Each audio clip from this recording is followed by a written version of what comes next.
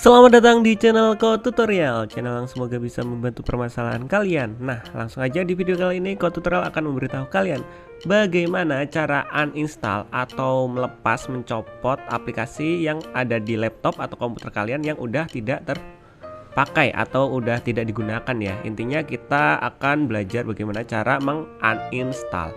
Nah, langsung aja ke cara yang pertama. Cara yang pertama, kalian harus klik tombol subscribe yang warna merah yang ada di bawah.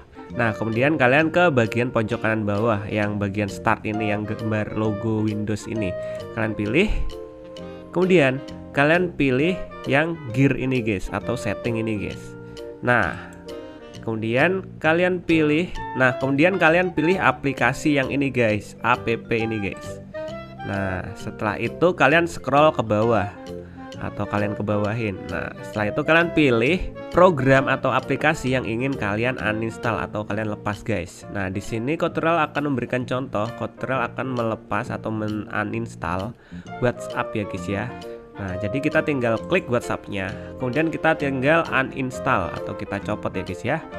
Nah, kayak gini guys.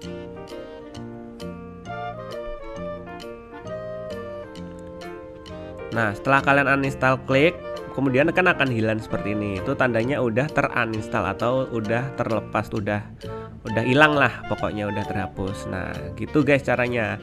Dan di sini kalian juga bisa uninstall lebih dari satu aplikasi. Tinggal kalian lepas-lepas aja. Kalian bisa lepas-lepas atau kalian bisa uninstall jika kalian tidak membutuhkannya ya guys ya. Nah, soalnya kenapa? Jika terlalu banyak kita menginstal aplikasi, lama-kelamaan laptop kita atau komputer kita itu bisa jadi lemot. Nah, salah satu cara mengatasinya itu dengan hapus tadi guys.